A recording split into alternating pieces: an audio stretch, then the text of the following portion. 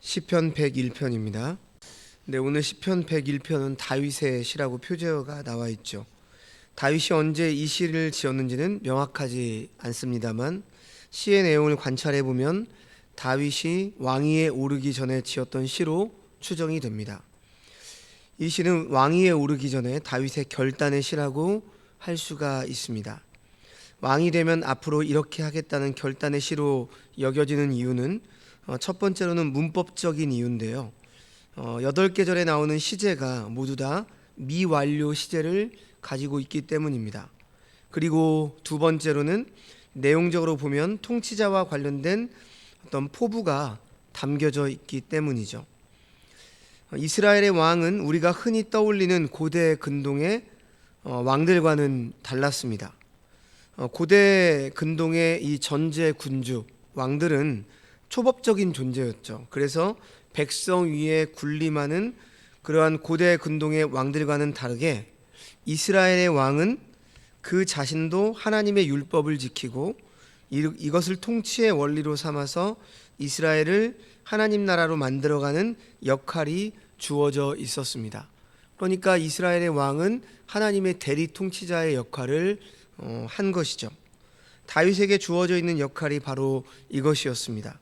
그의 왕위를 영원히 계승하게 해주겠다는 하나님의 말씀에 순종하여서 하나님의 통치가 실현되는 나라를 만들어가는 것이 바로 이스라엘 왕의 부르심이었습니다. 그래서 오늘 시편은 그 부르심에 합당하게 행하기 위한 다윗의 다짐이 잘 나타나 있습니다.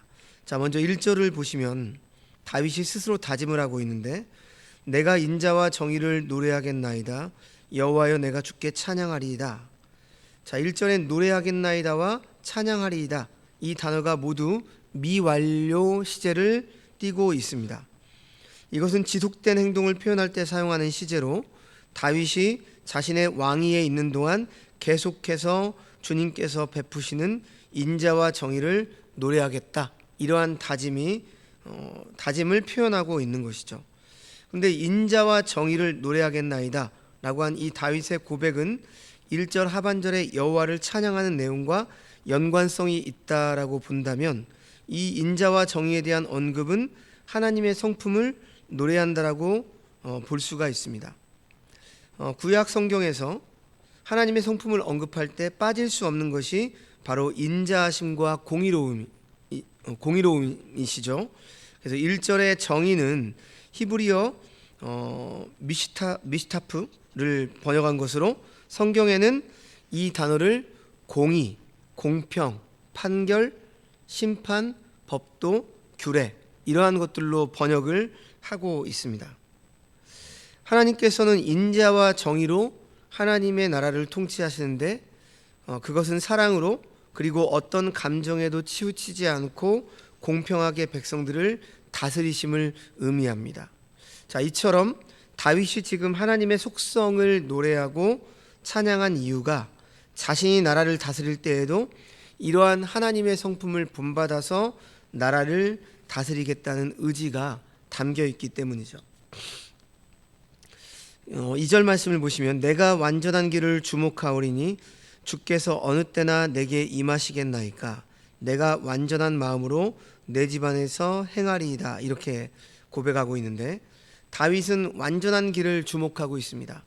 여기서 주목하다라고 번역된 히브리어의 의미는 심사숙고하다, 내포하는 의미를 파악하다, 지혜롭게 행동하다, 이러한 뜻으로 사용이 됩니다.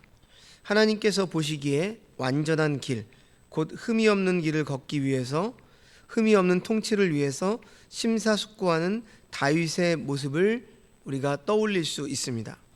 또 완전한 마음으로 집안에서 행할 것도 다짐을 하고 있는데, 내 집안이라고 표현된 이러한 그 표현은 왕의 행정부, 이것을 표현하고 있는데, 그런데 이제 이 내 집이라고 하는 표현을 다윗의 어떤 가정, 그러한 사적인 공간, 이러한 것들로도 해석을 해서 이 시편을 가장의 시편이다, 이렇게 또 표현을 하는 학자들도 있습니다. 자, 아무튼 이 내 집안이라고 표현된 이 공간에서도 하나님 앞에 흠을 발견할 수 없을 만큼 완전하게 살고자 하는 그의 의지가 지금 표현되고 있는 거죠. 그리고 완전한 길과 완전한 마음 사이에 다윗의 기도가 삽입되어 있죠. 주께서 어느 때나 내게 임하시겠나이까. 자, 그런데 한번 생각해 보십시오. 인간이 완전한 길을 주목한다고 할지라도 어떻게 완전한 마음을 가질 수 있고 완전한 사람이 될 수 있을까요? 불가능한 일이죠. 그러므로 오늘 말씀은 절대 사람의 의지와 노력으로 할 수 없는 일이기 때문에 하나님의 도우심을 지금 구하고 있는 것이죠. 자, 이제 3절에서 5절은 왕으로서 이 나라를 통치할 때 멀리해야 될 그러한 부류의 사람들에 대해서 말씀을 하고 있습니다. 자, 3절 말씀에 나는 비천한 것을 내 눈앞에 두지 아니할 것이요 배교자들의 행위를 내가 미워하오리니 나는 그 어느 것도 붙들지 아니하리이다. 자, 지금 다윗은 비천한 것을 눈앞에 두지 않고 배교자들의 행위를 미워하겠다 이렇게 말하고 있습니다. 비천한 것이라고 번역된 이 히브리어가 벨리알입니다. 이 벨리알이 사람을 가리킬 때에는 부정적인 인간을 가리키는 데 사용이 되는데 어떤 인간의 군상, 인간의 모습을 가리키는 데 사용이 되는데요. 사무엘상 1장에서 한나는 자신이 방탕한 여자가 아니라고 할 때 이 벨리알이라고 하는 말을 사용했고요.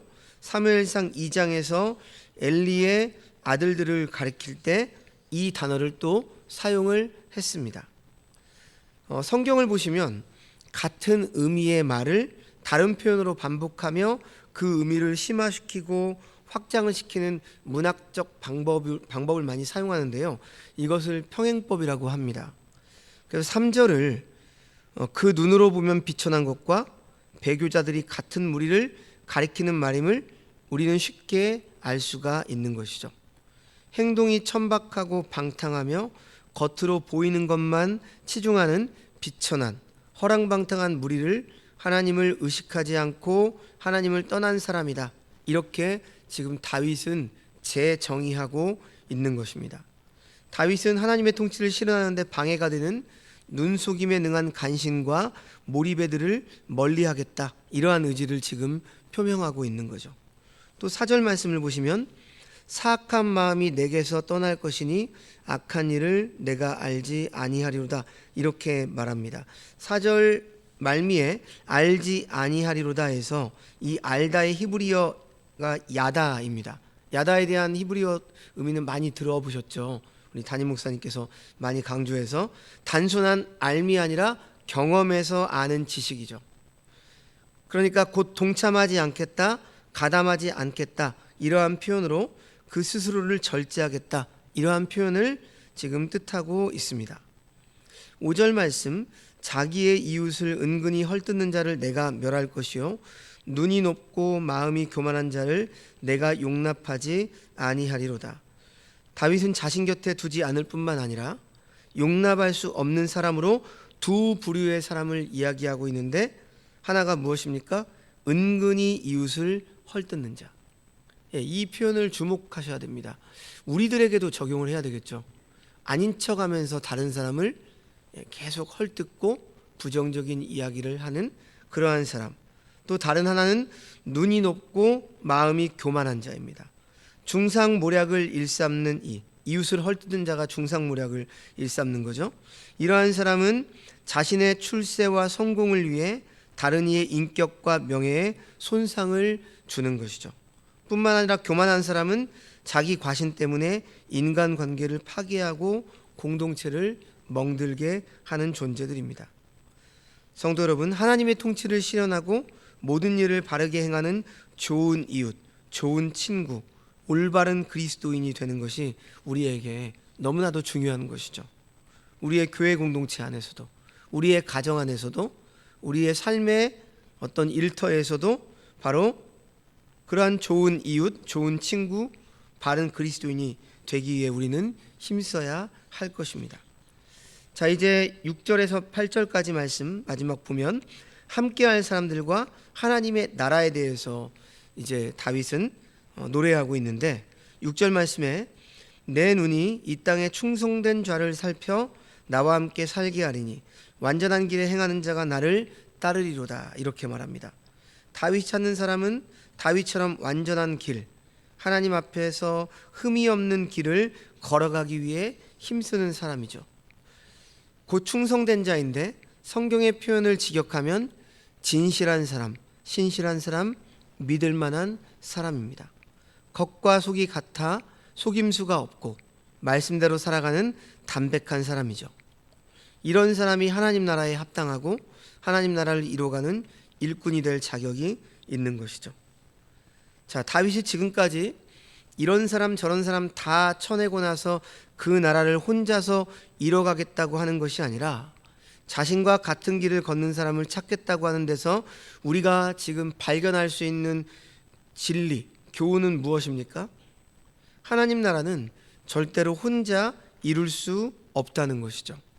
거룩한 열망에 사로잡혀서 그 나라를 위해 흠잡을 데 없는 인생길을 걷고자 하는 이들이 연대하여 머리를 맞대고 함께 걸어갈 때에야 이룰 수 있는 나라입니다.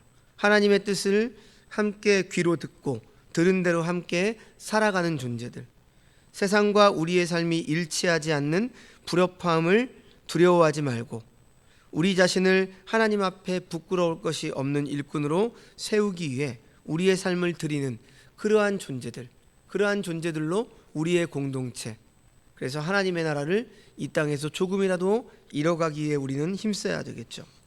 자, 계속해서 7절 말씀 보십시오. 다윗은 거짓을 행하는 자는 자신의 집안에 거주하지 못하며 거짓말하는 자는 내 목전에 서지 못하리로다. 이렇게 고백을 합니다. 이 말은 정직과 진실과 성실하지 못하고 자신의 이익이나 욕망을 위해서 거짓말을 일삼고 거짓되게 행동하는 자는 어떻게 하겠다는 겁니까? 내 목전에 서지 못하리로다. 그러니까 왕정에 등용시키지 않겠다, 이러한 뜻이죠. 거짓말하는 자는 하나님 나라의 속성과 질서에 맞지 않는 자들이죠. 그리고 마지막 8절 말씀, 아침마다 이 땅의 모든 악인을 멸하여 악을 행하는 자는 여호와의 성에서 다 끊어지리로다. 이렇게 말합니다. 아침마다 악인을 멸하여 악을 행하는 자가 없어지게 하겠다는 것은 공의를 실현하여 하나님 나라를 정의로운 나라로 세우겠다는 열의와 다짐이 얼마나 큰 것을 우리가 이 말씀을 통해서 확인할 수 있는 것이죠. 자, 오늘 이 시편의 말씀은 비단 다윗이 했던 결단이 나라의 통치자에게만 적용되는 것만이 아닙니다. 아까도 말씀드렸듯이 이 가장의 시편이라고 하는 부제가 붙는다고 말씀을 드렸죠. 그래서 개인과 가정에서도 적용을 할 수 있습니다. 믿음의 가정에서 가장에게 가장 필요한 것이 무엇이겠습니까? 돈 많이 벌어서 집에 가져오는 것일까요? 아니면 사회에서 높은 지위나 명예를 얻는 것이겠습니까? 만약 이런 것이 중요하다면 다윗은 나라를 부강하게 만들겠다는 결단과 이스라엘 나라를 세계 만방에 알리겠다는 포부를 밝혔겠지만 다윗은 지금 그렇게 노래하지 않습니다. 가장이 가정을 위해서 진정으로 필요한 것은 비천한 것에 집중하지 않아서 범죄하지 않는 것입니다. 이것이 가장 아름다운 가장으로서의 역할입니다. 하나님께서 내리시는 복과 징계를 안다면, 하나님의 말씀을 기억한다면 하나님께서 원하시는 완전한 길을 걸어가는 것이죠. 정도를 벗어난 자들의 행위를 붙들지 않고 비천한 것을 자신의 눈에 두지 않는 자가 성경적인 가장인 것이죠. 성경적인 왕, 통치자인 것이죠. 그래서 다윗이 2절에서 내 집 안에서 행하리이다 이렇게 결단한 것과 7절에서도 내 집 안에 라고 언급한 것을 기초로 해서 이 시를 가장의 시편 이렇게 부르기도 한 것입니다. 자, 그런데 여기서 내 집이라고 함은 문자 그대로의 집만을 의미하지는 않겠죠. 다윗이 말한 내 집은 왕위에 등극한 후에 왕궁을 자신의 집이라고 염두에 두었습니다. 그러니까 다윗이 말한 내 집이란 자신의 가정을 포함한 넓게는 왕궁까지 의미하는 것이죠. 그래서 다윗은 내 집이라고 하는 자신의 가정과 왕실을 잘 다스리겠다는 이 결단이 작은 단위의 조직체를 잘 다스림을 기초로 나라까지 잘 다스리겠다는 의지가 지금 포함되어 있는 것입니다. 오늘 하나님의 인자하심과 정의로우심을 이 땅 가운데 실현하라는 이 시편 101편의 내용처럼 우리의 가정과 일터와 삶의 현장에서 하나님 나라를 추구하시며 인자와 정의로움을 실천하며 살아가시는 주의 백성들이 되시기를 주의 이름으로 축원드립니다. 기도하겠습니다. 하나님 아버지, 우리들을 불러주시고 사명을 주셔서 일하게 하심을 감사드립니다. 아버지께서 주신 모든 일들을 아버지의 통치 원리로 잘 감당하게 하옵시고 작은 일일지라도 충성을 다하는 자들이 되게 하여 주시옵소서. 우리의 교회와 가정과 삶의 모든 현장에서 자신의 역할을 잘 감당하는 자가 되어서 하나님 나라의 확장의 기초가 되는 우리가 되게 하여 주시옵소서. 모든 말씀 예수님의 이름으로 기도합니다. 아멘.